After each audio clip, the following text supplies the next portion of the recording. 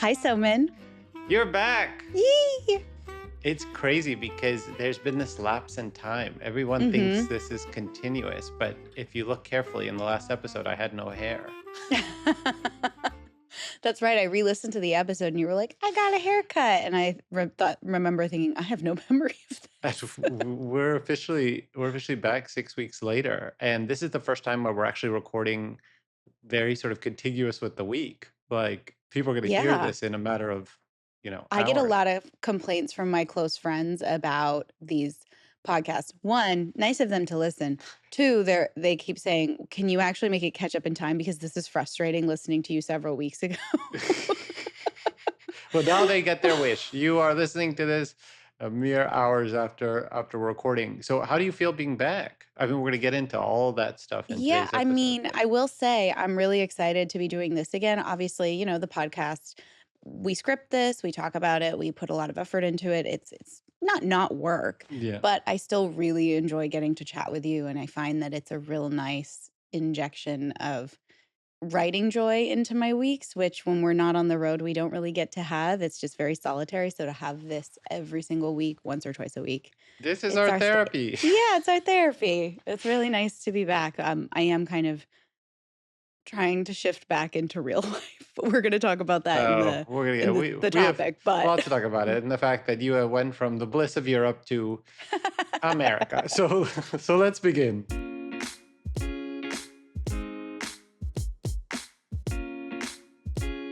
I'm Victoria Aveyard, author of The Red Queen and the Realmbreaker series. And I'm Soman and author of the School for Good and Evil series, and welcome to Plot Twist, the podcast that takes you behind the scenes of the biggest swings in our careers. Victoria's Tempest, her very first novel for adults, an epic pirate fantasy. And Soman's Young World, a red-hot young adult political thriller. Each week, we go behind the curtain of our creative process and we give you our hot takes on thorny issues in publishing and entertainment. We answer your mailbag questions and we pitch plot twists that we want to see in real life. And we're actually going to start with a couple announcements this week. Mm. Because Young World is now available for pre-order. We did that special episode on it a few weeks ago. And if you order the book early and you upload your receipt, you also get a free copy of another book called Diary of a Novel, a 400-page beautiful paperback edition of all my collected diaries that I wrote while making Young World. So you get a very sort of like cozy, intimate look into my personal and professional life while writing the book. All you have to do is go to revoltingyouth.org and upload your receipt. Also, Young World ARCs are officially starting to arrive. Very quick peek. Where's mine? We'll get there. We'll talk about it a bit. More on that in a moment. But why don't you tell us whether you have some updates for us? Soman, I'm really jealous of your announcements. I have been, champing at the bit. I say chomping at the bit, and my husband always goes, "It's champing." Is it? He's wrong. I say, this is why I'm the talent and not the copy editor. Totally wrong. He's wrong. Anyway, yeah. I am eagerly awaiting the day that I can give you pre-order links, advanced reader copy information, whether or not Tempest is one book or two. And a full we want a full Tempest episode. Yes, Everybody's I waiting. will do that. We promise. Okay. But I can say I will be at the grand return of BookCon in April of 2026. We announced that while I was on the road, and I was just when I got the invitation, I was like, "Oh my God, you like me!" It felt like an Academy Award. Well, it's going to be amazing for you to be back, because that used to be the grand institution of book touring. It was, and it felt very. There are not a lot of elements of publishing that are actually as glamorous as you assume they are, or as the way that the TV show Younger makes them look. BookCon was about as close as we got to like, oh wow, this is like the glamorous big time of publishing. And it was such a blast pre-pandemic. I'm really excited for the con to see, what's going to be the same, what's going to be different, how is it adjusted to the way the industry works now. Which is saying a lot for me to say I'm excited for a festival or a convention after spending almost a month on tour. Which brings us to today's hot topic. And in line with Victoria's globe-hopping adventures, our topic today is, what is the real point of a book tour? We ask that ourselves sometimes. Oh, we have a lot to say, but we're going to go to our first segment, which is Theme of the Week, where each week we're going to come up with a word or phrase that encapsulates the essence of our week on and off the page. Why don't you want to tell us your theme first? Sure. I feel like Randy Quaid at the end of Independence Day. Hello, boys, I'm back. Mm, And then I drive my F-16 into an alien ship and blow it up and mm, myself in the process. For you podcast listeners, like there hasn't been a gap in my presence. And if you follow me on social media, you know I've been on the road for almost a month. I did 5 countries, 24 days.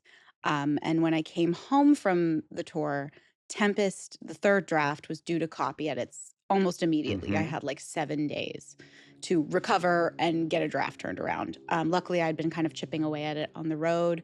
I got to visit a lot of museums that were actually very helpful and made me kind of grateful that I still had time on the draft because there mm. were so many little flavor edits that I was able to include. That is done. It is officially on its way, and I'm back to sort of the better work-life balance between, being a functional human, being a healthy human, and getting into new work. Well, tell But I us a little am, bit about how you got those copy edits in, because yeah. before you left, it was like there was a lot happening in your It was a life. scramble. Luckily, it wasn't the first or the second draft. It wasn't that first big Mhm, round of edits. It was the second round of edits where we're more sharpening things, honing things. There were some sort of structural things that we were moving around. That was the big shift. But for the most part, it was rereading it, making sure the continuity worked because it's this braided timeline. And mhm, so making sure each sort of beat echoed the other. That was really interesting in figuring out because the timeline in one chapter would be 10 years before, one chapter would be 10 years after, but I mm. wanted them to echo each other, mirror each other in what was going on, and kind of make sure everything connected and flowed. And then to be in, where were we? We were in Amsterdam on one of my days off, and we went to the Rijksmuseum. And my husband, he was in charge of museums and dinners and everything because I had to just think about work. And he takes me by the hand. He goes, "You need to walk this way into the museum." I said, Mm. "Okay."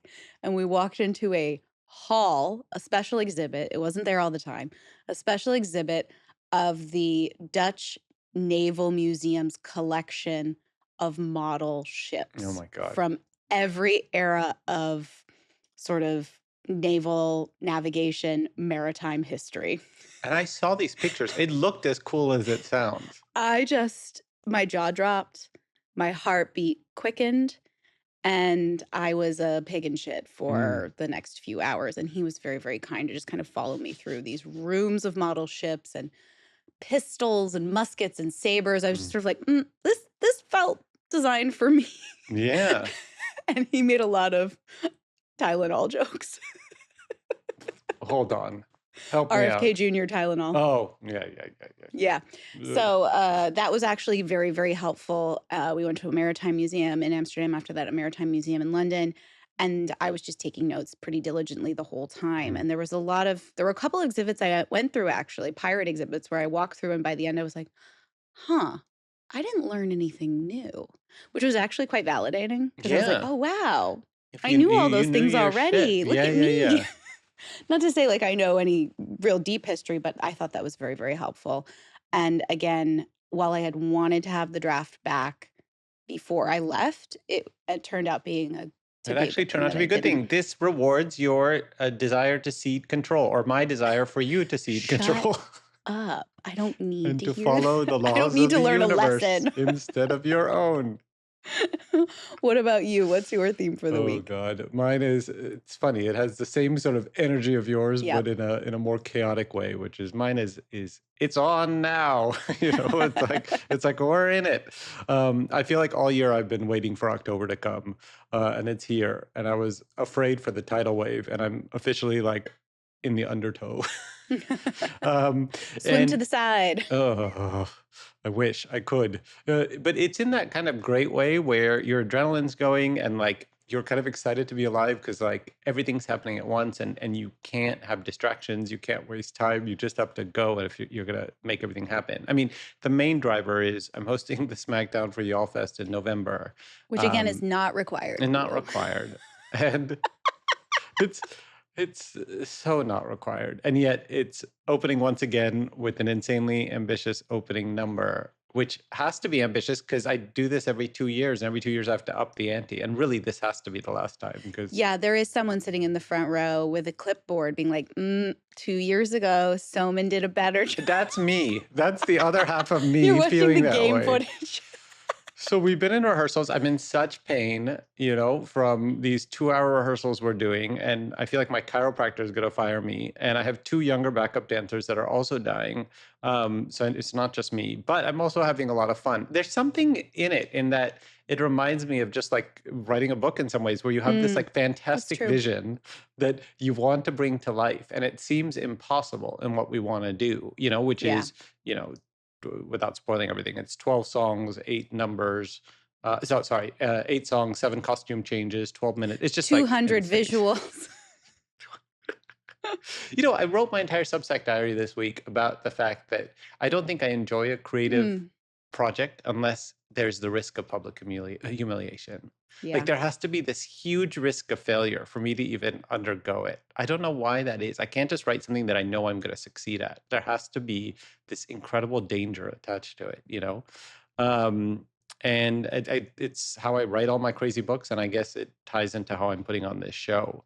But as you said, it's not my real job staging a showgirl Mhm. extravaganza that no one asked for. So there's also other things happening, which number one is that the Young World arc has arrived. You can see it's quite big, and all of that color in the arc edge. The final book will have stained edges, but all that color you can see in this one are the visuals. That's So like when beautiful. I go through it, you can just see how much is visual material in this book, and I love the color. I love how it came out, and Who you who know did you send them to?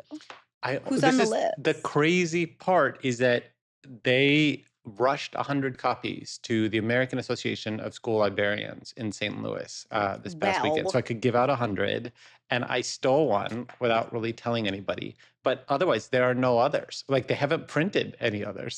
They just printed 100 just to get them there. So I'm personally offended. Personally. you're going to get a full-on box that we make for influencers with all the fun stuff. But Oh, right for now, an there are no other arcs. influencer. This is Influencer. this is the only one not given out. So like this is Oh, it. So I still have a couple of I kept the Red Queen arcs, and it is nice to have those. It's fun. yeah, I just walk around hugging it all day. It feels like Mm, my kid. But we did the first arc drop. Librarians were super excited. There was like a line like out the block for it, and they went in a matter of like 10 minutes. So it just felt like a cool kickoff. Like, yeah. okay, it has Getting to do begun, an and there's arc people reading drop. it. Yeah, we Yeah, gave out it feels 100. old school, the Yeah. arc drops.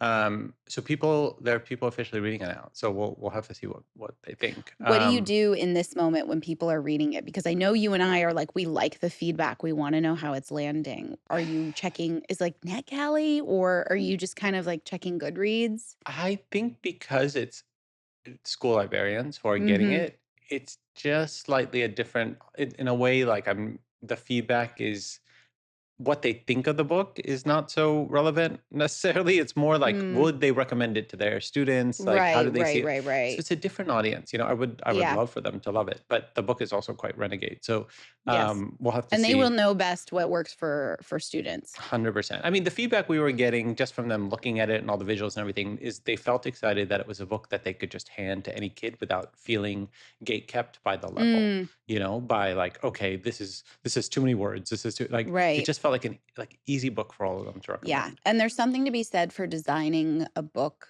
that isn't intimidating Mm, and also feels like a wide net book or like a 4 quadrant book. I think yeah, and also the color, just when you see it Mm-hmm. in person, it's just so shockingly neon that I think it's just gonna have its own genre sort of life, and we'll see what people think of it. The other I thing know. that's crazy is I also feel like October is National Hangout Month, where everybody wants to make social plans. Have you noticed this? Like every day in October, someone wants to hang out. Is it because the weather's good and like holidays are coming, and then people sort of disappear? Like, I so for us, our busiest is definitely the holidays. Like mm, mid-November through December, we will have stuff 4 nights a week. and that's family, or is that just everybody? Family, everybody, Everybody. holiday parties, work parties.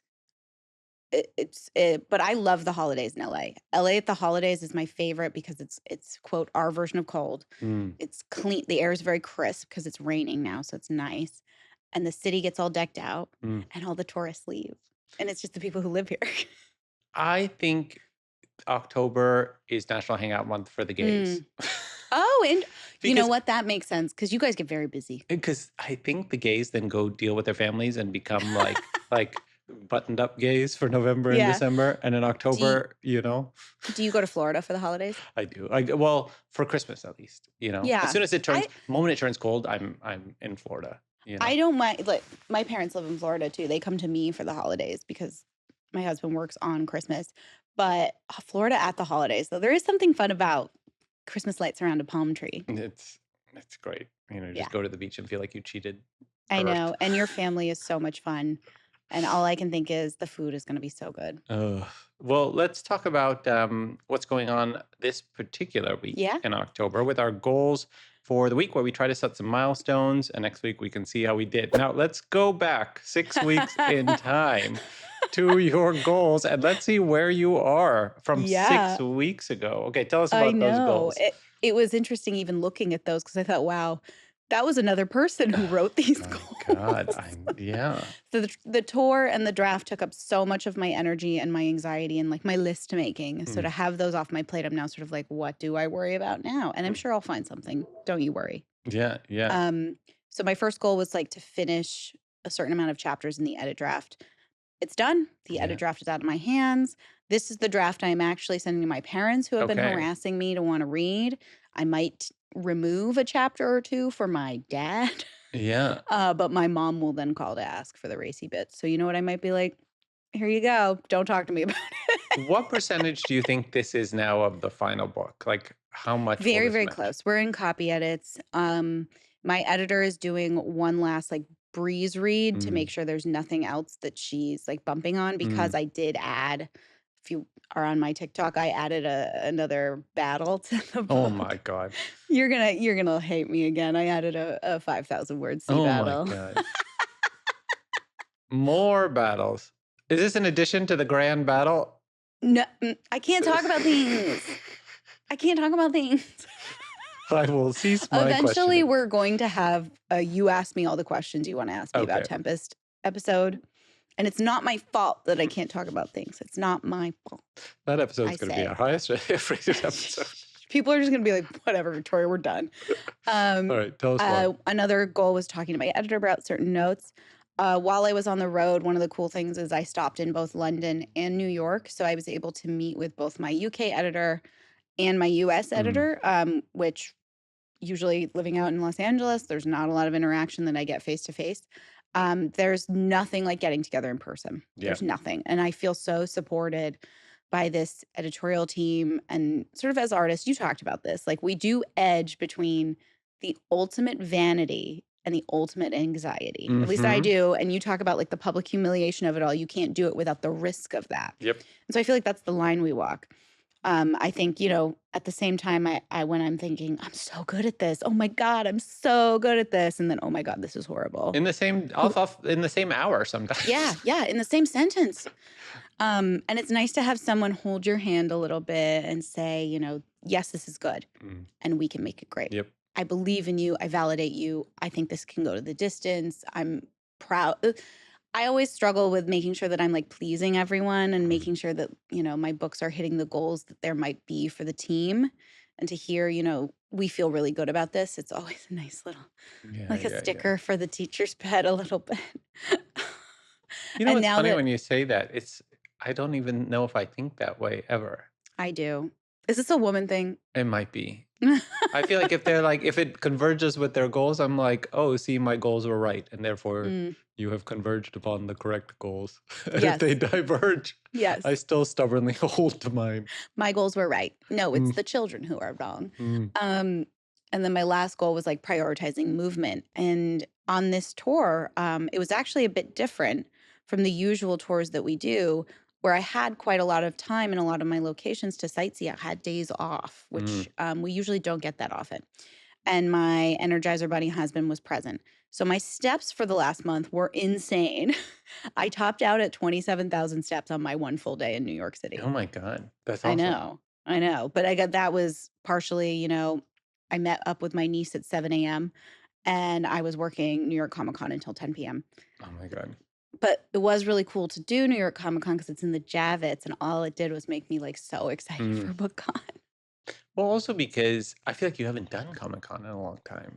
I've never done New York Comic Oh, Con. I've yeah. only done San Diego, and New York is different. San Diego, there's a lot more industry sided, the Mm-hmm. panels, the announcements, the sort of like celebrity of it all. And New York Comic Con is way more like fan focused, I Yeah. think. New York, like San Diego Comic Con feels chaotic and crowded, but New York Mm, Comic Con feels like 10 times as crowded just because of the Javits Center and yeah, how it but is. then you like walk one block away, and the rest of the city is looking around thinking, why are there people dressed like elves? But also, it's New York City, so no one bats an No eye. one bats an eye at I all. love New York.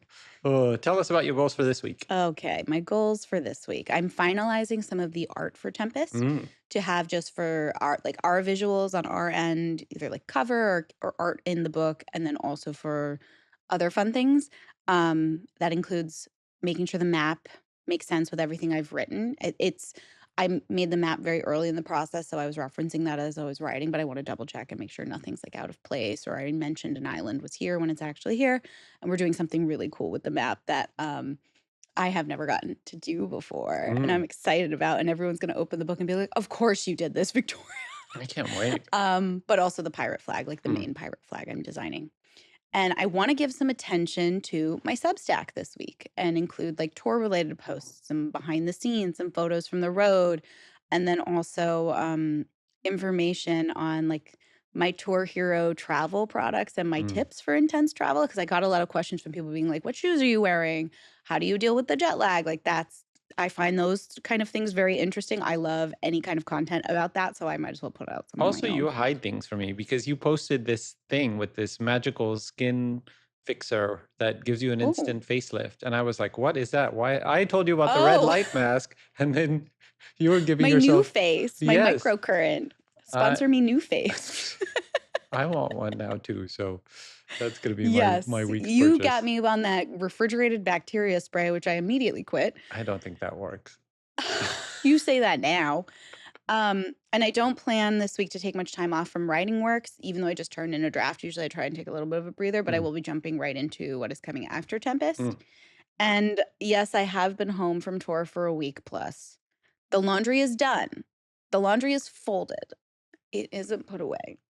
I I'm going to cannot put get it over this. away. It's like running a marathon and then you refuse to just like step across the finish line. I can't relate to that either. It's Yeah. a bad metaphor. Find a new one. I will just go back Well, 6 weeks in time with you. yeah, that was fantastic. What about you? Where did we leave you? Oh man. All right. Well, 6 weeks ago, I was supposed to finish chapter 10 of my fantasy novel. Yes, I am now on to chapter 12, which does not sound like much progress. But in the process, I sort of cemented 1 through 11. So I feel like Oh, I'm good. getting to the point where I don't have to go back anymore. Like when Yes. I'm beginning the book, I go back every chapter and sort of redo the book it takes forever. And Oh then my at some point, God. it's Oh, so the foundation is so solid that I just can push forward. no. So But hopefully it's like this you're is it. reaching checkpoints in a video game. Like this is your save point. You're good from Yes, here. that's it. And so I think I'm definitely safe to 12. So now the question is, how much more can I stay safe as I go?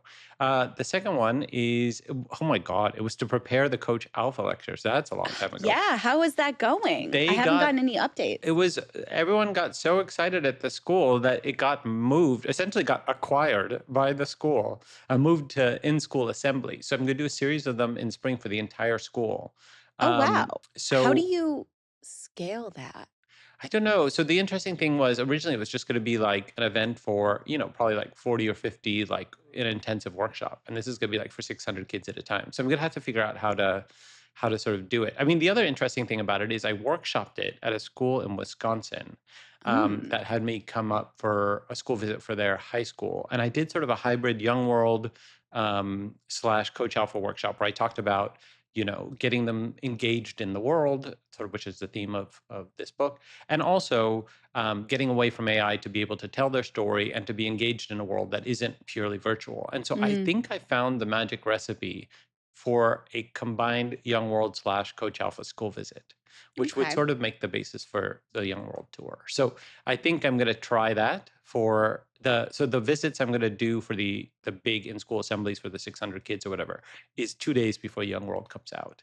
So I think I'm just going to do it as You a have pure. stacks of I books. think I'm just going to do a pure Young World thing and try to get kids excited about it. That'll be great. But So also I'm thinking, how does the school they're going to oh my read God, it. my business hat just went on. I feel like your dad, where I'm like, does the school have a piece of it? Is there a contract? Like, are Well, it's you going to able to be. bring it elsewhere? Yes, Okay. it's definitely You're not. protected. We're good. I'm protected, and the thing is, the main thing is because I haven't done a school visit with it, the librarian's reading the book now to make sure that I can present it because it's different than a middle grade Oh. book. I mean, there's bad Yeah. language in Yeah. Young World, and there's all kinds of, it's racy and stuff. But I still think it's fine for school. So we'll have Yeah. to see. We'll have to see what they say, and Well, then. God bless those librarians. We need them.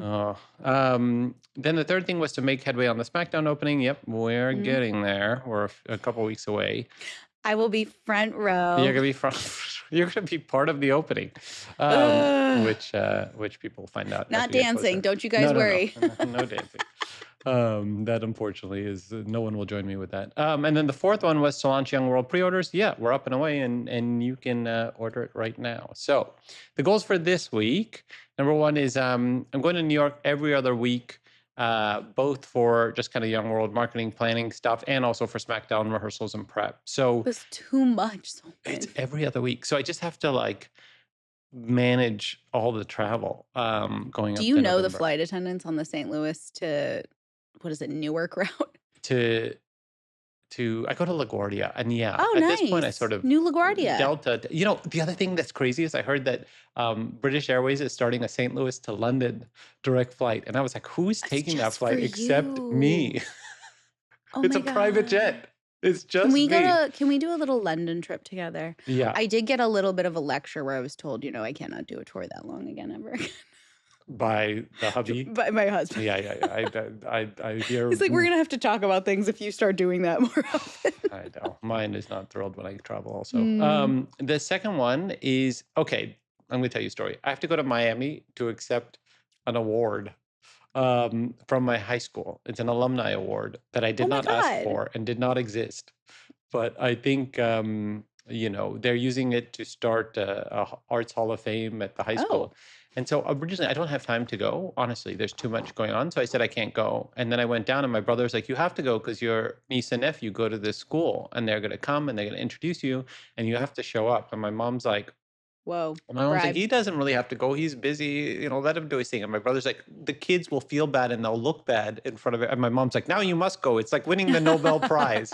I was Will like, there be a "What?" statue of you? That's my question. Will Soman be in bronze at the high school? No, I feel A like plaque? Maybe a plaque? I don't think that I have to pay for the trip. This is a Can you do it self-funded. around your holiday travel at the very least? Once my mom said it's like the Nobel Peace Prize. That was the end. I had to go. It's not. I said you turned on I me will so say fast. Donald Trump is probably just as qualified to win your high school award as he Oh is to win the God. Nobel Peace I told my mom, I Prize. said, "How did you turn on me so quickly? 2 seconds ago you said I don't have to go, and now you're. Anyway, Because the grandkids are the top of the once the hierarchy. grandkids are involved, Sorry. that's the end of that. All right. And the last thing is chapter 12 of the fantasy novel and sort of sinking back in. I mean, until Y'all Fest, things are a little dicey on this new book, but Mm, I'm hoping that as soon as Y'all Fest is over, I have 4 or 5 months of just clear one rate to just work on that book, especially now that the arcs of Young World are here and everything's sort of on its way. yeah. So we've accomplished a lot in 6 weeks. We have a lot coming up. So why don't we take a break, and when we come back, we'll actually get to the meat of the episode with our hot topic. Okay. And we are back with Industry Nonsense, where we dive into thorny issues in art and publishing that other people might be afraid to touch. And this week's Industry Nonsense is sponsored by First Draft Pro. First Draft Pro is a writing app where you can plot, create a world building wiki, and write in one place, safe from concerns about AI training. First Draft Pro has a free plan, but Plot Twist listeners can get 20% off any paid plan with the code in the show notes. And this week's Industry Nonsense topic: what is the real point of a book tour? And I cede the floor to the one who just came back from her tour. Yeah, I will take a crack at this one since it's very fresh in my mind. Um, First and foremost, I do want to say being able to tour, to go to events, to meet readers in person is an immense privilege. It's not in the cards for all writers, for all authors, either because of, publisher funding, your own abilities, where you're located, what the plan is for your book. And I want to emphasize that every time we talk about traveling for a job, positive or negative, the luck and privilege and joy is foundational to that conversation. So even if we don't say it with every single breath, please know that we do understand how incredible this is and how lucky we are. Apologies for the disclaimer, but in the 10 years that I've been doing this, and Soman has seen it too, I've seen more than my fair share of shaming because authors weren't effusive and humble enough in discussing the realities of our job. So I felt like I wanted to get that out there first, just to head all of you little, just be grateful people off. We are, okay? We are. Very. And I'm sorry to say that this whole what is the point of touring? This is one of those topics where we're not going to have a concrete answer. And it's not necessarily because it's controversial, it's because we don't have all of the information, we don't have all the facts, we don't have all like the business figures. So we don't see the economic side of it as much as our publishers do. And frankly, while I love going on tour and I love getting to meet readers, to read meters, I do not understand the economics of book tours. I don't know how they're financially viable or how publishers break even on them, but there's clearly some equation that I don't understand, which is hardly shocking. I'm no math whiz. Because tours still happen, festivals, conventions, book events, we still go to these things, publishers still support these things, and publishers don't spend money where they don't see a return. So there has to be something. So what is the point? And I see several angles, and the one we can address best is what is the point for us personally? What is the point for authors? Personally, for exhausting as a tour is, I do come home excited to work and excited to do what we do. So much of our lives as authors is solitary. We are alone, and tours are one of the few times we get to kind of exit the cave that we live in and let our eyes adjust to the sunlight and reach the people who are reaching back for us through our stories. With writing, you run the whole race and then you throw the book at the finish line. Meeting readers is finding out that the book did actually cross that finish line. It feels like a triumph.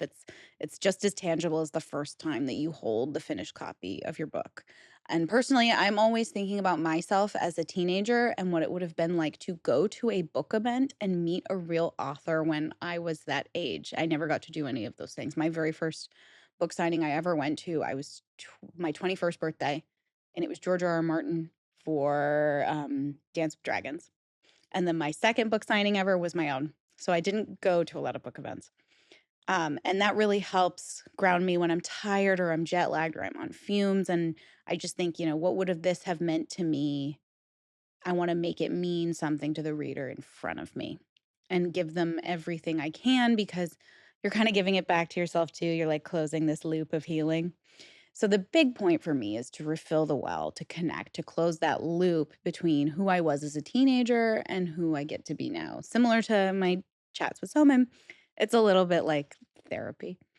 And I would be remiss if I didn't mention, and this isn't like a dirty secret or anything, but I feel like it's not something we get to say too loudly. Touring is a huge ego boost. Like, it is our J-Lo moment. Oh, I'm so exhausted from tour. I'm Lady Gaga. Bus, club, another club, bus, plane, no sleep. After a week on tour, I sort of enter this trance state where I'm pure lizard brain. My tour itinerary are my 10 commandments and my Magna Carta. All law derives from the itinerary. I can navigate a Marriott Continental breakfast in a Midwest hub airport with my eyes closed. I can sling my pitches on stage and smile and sign and collapse in a hotel bed for 4 hours before my 6 a.m. alarm. And you're tired and you're probably hungry because the food isn't always good or reliable. And you're a zombie watching some boomer man cut you in line to get on the plane. But you're an author on a glamorous book tour at peak performance. And when someone asks you, what are you doing? What are you traveling for? And you get to be like, I'm on a book tour. Mm. It is something. And coming back from long tours is a little bit like reacclimating to Earth after a moonwalk. I have to make my bed. I have to schedule the day myself. I have free will. How do life? It's a little bit like being back on deadline week, and I went from tour to deadline week. So I'm coming back to Earth right now. I have to work out and walk in the sunlight and make my own meals and be productive without the very strict guardrails of a structured day. I'm suddenly like released from the performance. Another added benefit of touring and book events in general is not just meeting readers, it's meeting other authors. You guys have heard me say this before, but joining the author community and developing relationships with my colleagues has been so vital to my career, to my understanding of the industry and my sanity. The best way to build those bonds, though, it is in person. It's not online. I'm so sorry to tell you that. So events are brilliant for meeting other authors, meeting other colleagues, meeting people in the same swimming pool as you. Now, Selman, you do publisher tours, but you also have your very own Soman brand of tour. And I want to know how you navigate that and how you sort of decide where the value is there with your time and your money. I'm dying because we could not have more yin and yang because your tours are like literally, I've seen you on tour. It's like J-Lo, Lady Gaga. You basically are living your Madonna life, A right? little bit, a And I little feel bit. like my normal life is Madonna.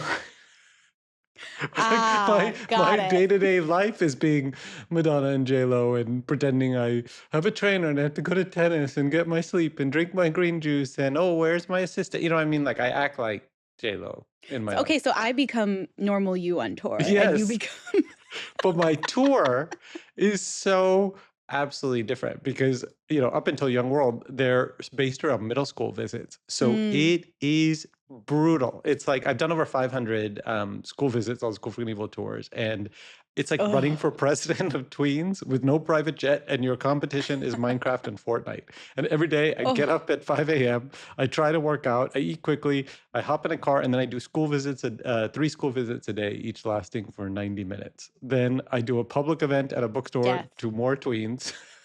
And then I go straight to the airport to catch a flight to the next city. And I do this again and again, usually for about 18 days, sometimes up to 24. And it is the opposite of glamorous because you're going into these schools, you know? So I can talk a little bit about Mm-hmm. the school visits themselves. It's usually in front of an audience between 200 and 600. That's pretty standard for a school visit. And it's in a big school gym, auditorium, or theater. These kids do not want you there. They have not read the book. Most of the time, they don't read books in general, Mm-hmm. and they don't know who you are or why you're there. And, you know, it's my job not to just convince them to read the book. I feel like almost like a political candidate where I'm trying to get them to Yeah. read books in general. Like it very feels like a campaign, you know, especially now when reading isn't the easiest thing for an attention adult middle schooler who'd rather be on TikTok. Mm. But there's something in me, I think it's the Indian part that really likes being a salesman. You Mm-hmm. know, it gives me this illusion of control. And though you Yeah. always feel at the risk of humiliation, which is what we talked about before, and the trauma of perpetually being back in middle school, I think there's a grand opportunity in being able to talk to 1,000 kids a day about my Oh, book. yeah. There's also some deep threats because in the old days, you know, when you went to a school, you'd reliably get 50 pre-orders back in 2014 or 2015, even if you were a debut, you know, sometimes even 100 once your series took off. Now, if you get 3 or 4 pre-orders before you go to school, you're incredibly lucky, even for a big series. So the key is you have to make these tour stops count, Mm. meaning I need a full-on show. I can't just show up. It's not like, you know, a traditional book tour. It's almost like being a Yeah. stand-up comedian. And if you've seen my school visits, you know, there's a full-on video element, there's jokes every 8 seconds, there's an interactive element, there's a game at the end where I get the whole school up on their feet and running around. It's choreographed, it's precise, it works for any age group. It works whether I'm in San Francisco or if I'm in the reddest parts of Idaho. It's a 49-minute like Broadway show, and it's tested over 10 years of trial and error. And these shows are the one and only reason that School for Good and Evil was ultimately a hit. Because if you Mm. look at the data at how this first School for Good and Evil book was sold, they were like these little, if you look at the map, they're like these little bombs of color wherever I toured. Because the kids started talking about the book after, Mhm. the show, and then they'd tell their friends, and then eventually, people would start buying it. And word of mouth started entirely in those first 12 cities. And it's how it really got started because of that tour, which is why I still go on tour at least once, sometimes even twice a year when I don't have a book. But, things are different now, because, kids don't read as much. So Mm. the energy on having, I was telling this to librarians. They were like, we still have author visits, but it's challenging because of book bans and this. I said, Mhm. you're all looking at the wrong thing. I know the book bans and getting past parent clearance and all that stuff is important, but the number one thing you really have to be worried about if you're not going to want authors and books to be extinct for your middle graders is the author who comes into your school entertaining? Yeah. Like, can they entertain Yeah. the group, because they need to make books sexy again, and that's a tall challenge, and that's to me more important than this sort of temporary craze of the book banning, because books otherwise are going to go to extinct, either way. But anyway, Young World is different because it's young adult, but it also has this deep sort of geopolitical governmental element, which I think is going to Mhm. make it natural to teach in, school, college. So that's why we've been talking about this, Young World Coach Alpha workshop. And so I'm going to try to somehow, because it's not usual for young adult books to do school visits to high schools. It's just there's so Mhm. many barriers. But I think in this particular case, because of that educational angle to it and the fact it can teach kids so much about government and politics and everything, I feel like if a school can teach Hate You Give or even Hunger Games, they could teach this. So Mhm. we're going to try to anchor my tour in visits for high schools. I don't think middle schools could handle the language and racy elements, but high schools can. So we'll Mhm. we'll see if it works. So I think philosophically, we almost have a slightly different angle to touring that I think is worth sort of crystallizing, which is you first and foremost are there to meet your readers and have this deep connection with them and foster their excitement about the current book and your backlist and build a bond and loyalty, right? Which is sort of almost the traditional book tour that we all have come to know and love. Yeah.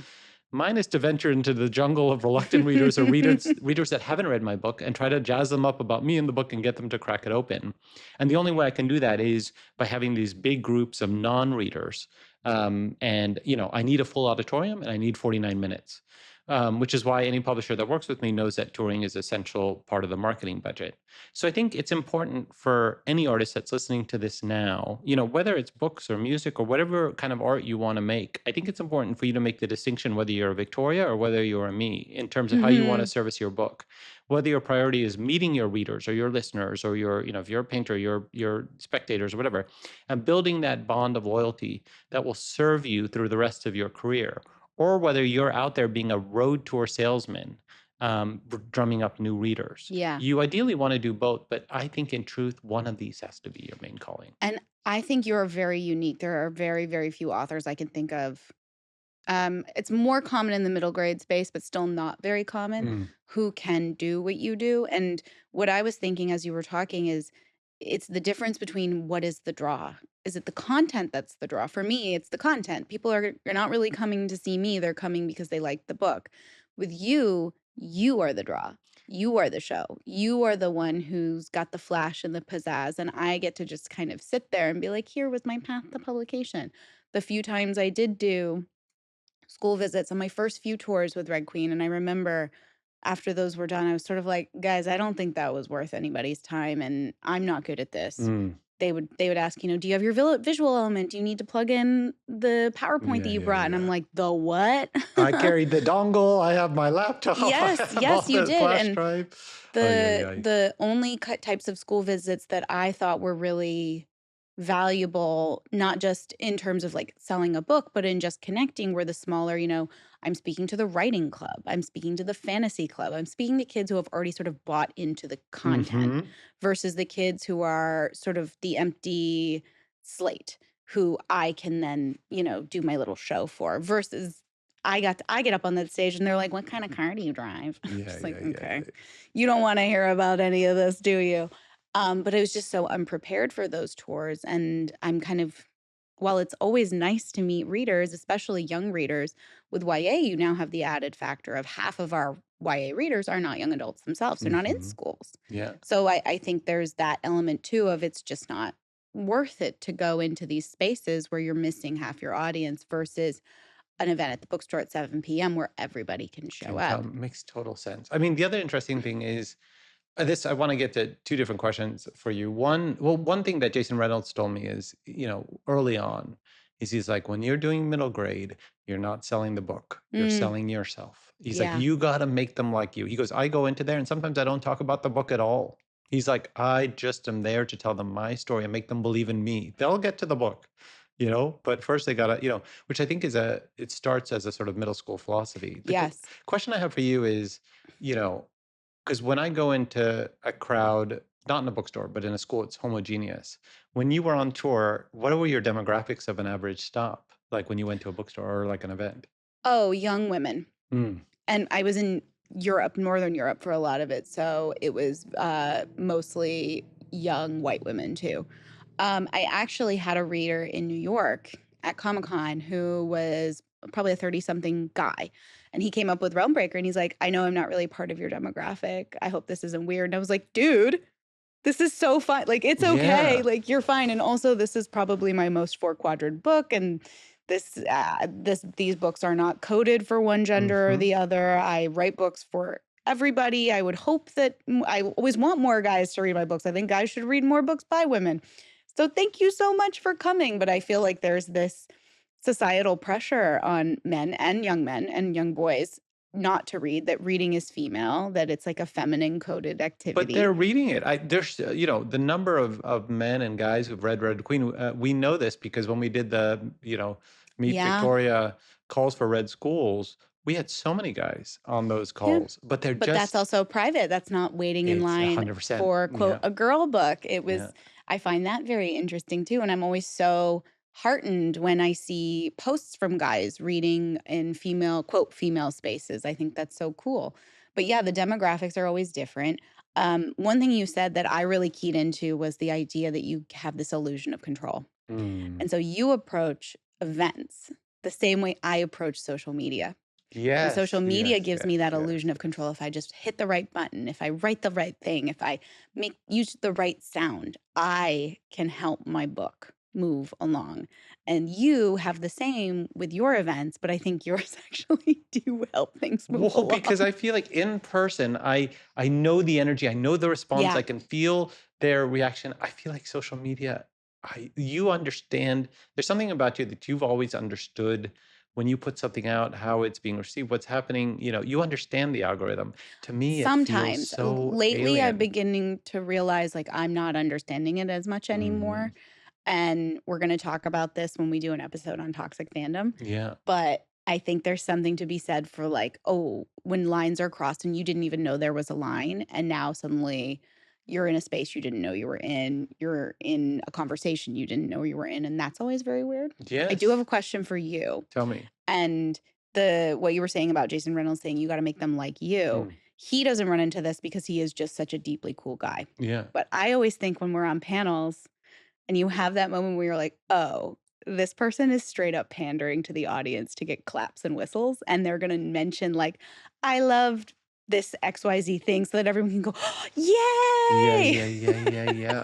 And I notice it, and the moment I think everybody, especially now, everyone is so savvy to everything, especially because Yep. everyone watches lot of reality TV. They Mhm. know when they're being pandered to, and they'll give you the claps and they'll give you the things, No, but they deep don't. down they They hate you. don't.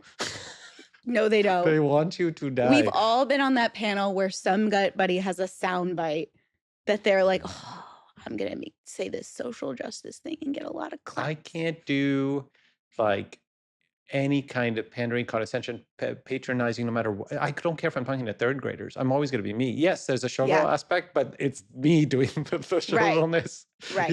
It's exactly as I am. I don't put on a fake persona in order to sell the books. And I've seen many middle grade great authors do it, and they do it with success. But I think at the end of the day, there's only so long you can carry an alt persona. I think I think you and I Is there? Because I think we know some people who have done would that do for it. many years. You know what? It's because kids replenish and change their, You're you know what I right, the mean? Like they kids have grow up and then you get a new group replenished. of kids who don't understand that they're being Yes, catered to. but you know what I mean when we're like, "Wow, you're real different on a panel." I know, but I think what bonds you and I is we are always ourselves. You know, I might be For better or dancing worse. in a headdress and glitter, but it's still me. No, that's the truest you. It's It's not true. still you, it is you. It's so true. I was losing my temper over the choreography, and I think someone in the room was like, "Dude, we have 3 weeks, and this is not your job." And I was like, "Oh, Yeah. okay, thank I you." hope that was that the ghost of me in the room being like, "Solomon, you're not getting paid Instantly for calmed me this." down. I was about to kick the mirror and break it. All right. Me and your dad.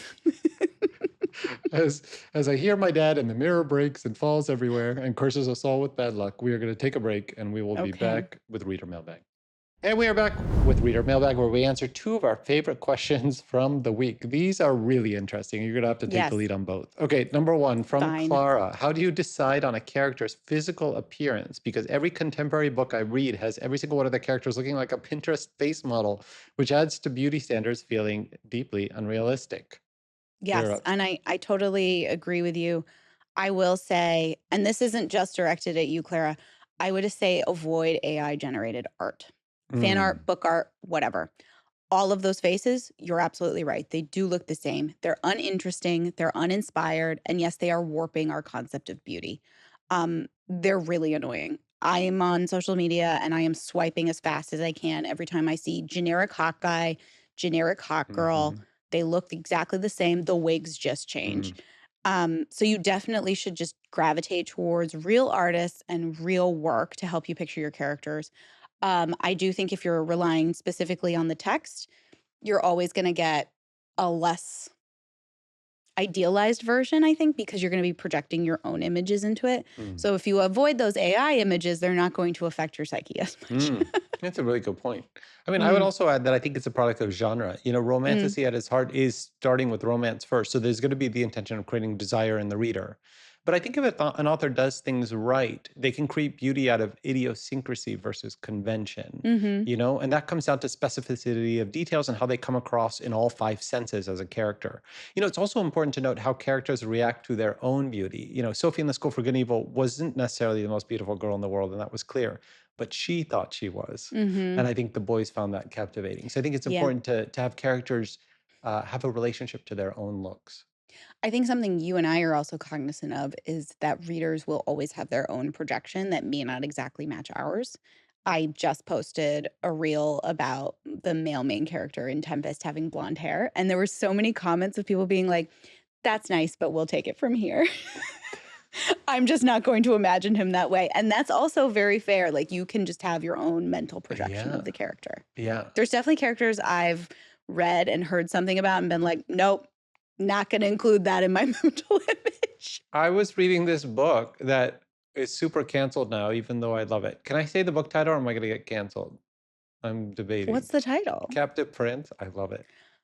I don't think it'll get canceled. Okay, let's see. Is that canceled? I don't Is know. it You all, canceled? all of us, all of you listening, tell me if I'm canceled because I read Captive Prince. And they put out a new version with the characters on the cover, and I'm like, oh, this is, It is tough you because know. you and or a lot of authors, when we also do, special editions that Mm-hmm. have new art in them, it's really hard, at least for me, I struggle because I want a continuity. But at the same time, they're different artists, they're different iterations. There's only so much continuity and control, again, me and my control, Yeah. that I can have. So I'll be like, let's try, here's some other pictures to reference from so that we're not confusing to readers. But at the same time, I don't want to stifle an artist's reflection of the character. Yeah. You want to be accurate, 100%. but you don't want to be so controlling that someone has lost their magical connection. 100%. It's been interesting also for special editions to create character things Hmm. way after people have read it. It's one thing to have it Yeah. on the in the beginning, but in the case of that book, it's been out forever, and Yeah. now you have all, with and you're like, oh. Okay.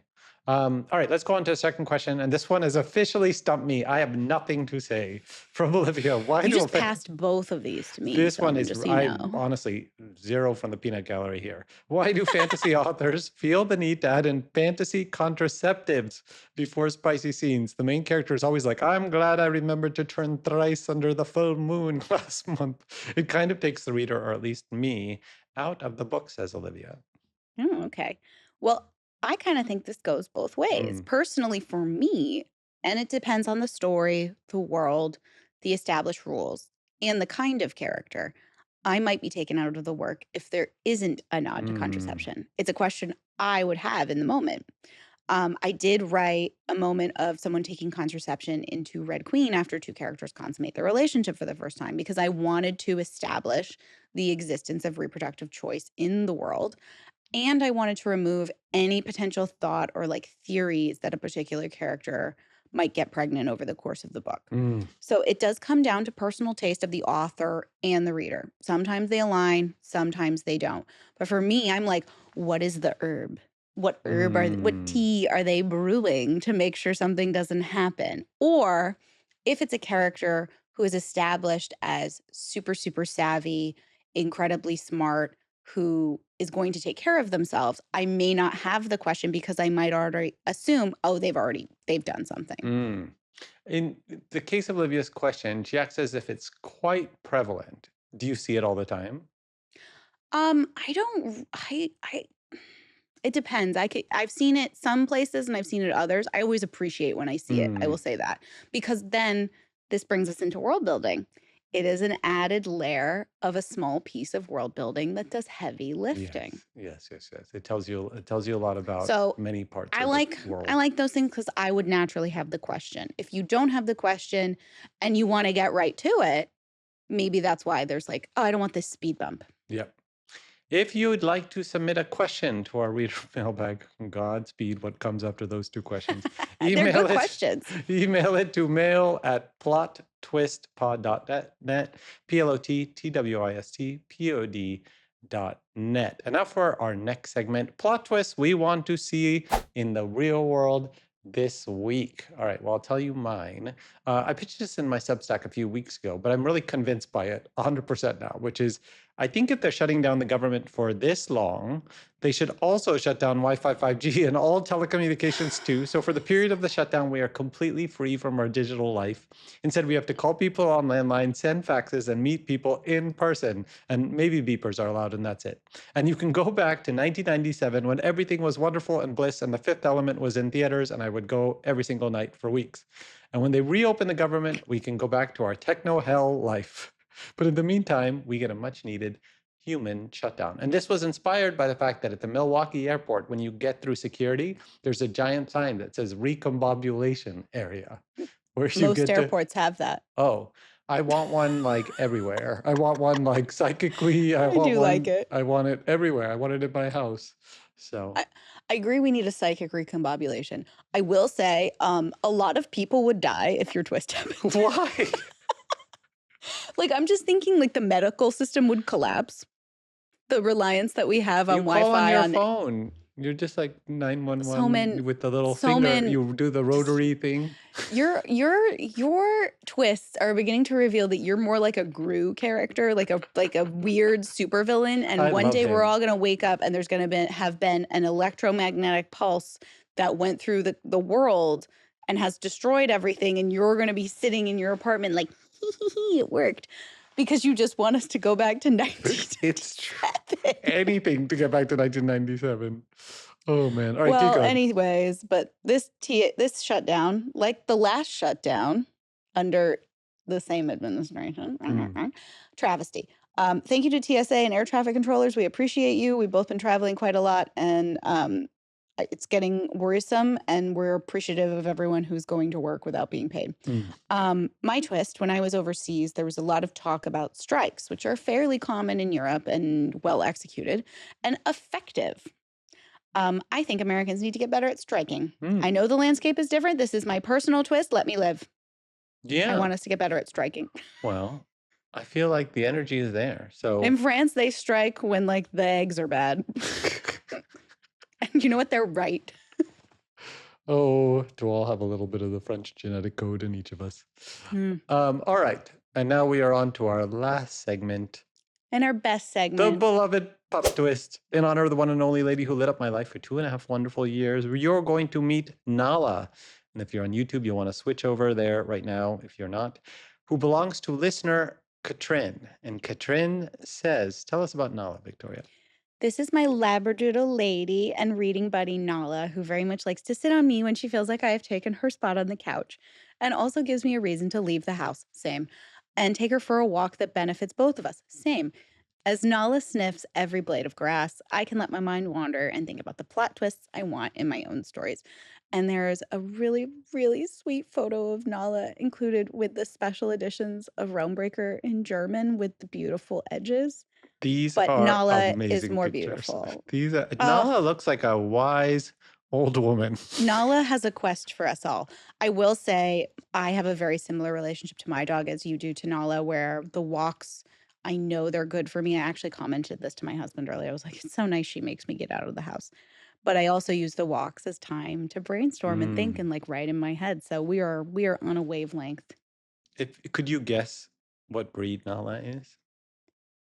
Yeah, I would guess it's interesting because Labradoodles, there's like quite a spectrum, and sometimes they're more oodle than lab. And this is, I would say, especially with the head shape, way more lab, which, hell yeah. Well, check out Nala on YouTube if you're not over there right now. And you can find more of Victoria and I. I don't know why you would want to. You're done with us. But if you would like to, you can find me on my Substack, Diary of a Novel. That's where I'm going to be doing ARC giveaways for Young World once they are ready. And Instagram and TikTok. How about you? You can find me on Instagram, Substack, and TikTok. And I think that's it for this week. Wow, this is our first contemporaneous episode. Oh This my is God. happening in real time. So I hopefully hope you guys... enjoy it, Morgan. We will see you again next week. Bye, guys. Bye. Thanks, guys. Plot Twist is hosted by Victoria Aveyard and Soman Chainani. It's produced and edited by Liam Billingham. Our logos, art, and graphics are by Michael Blank. The music is by Thieves and Louis Adrian. Production support from June Secchia. If you enjoyed this podcast, please subscribe to Plot Twist wherever you listen to podcasts and drop us a review to let us know how we're doing. See you next Thursday.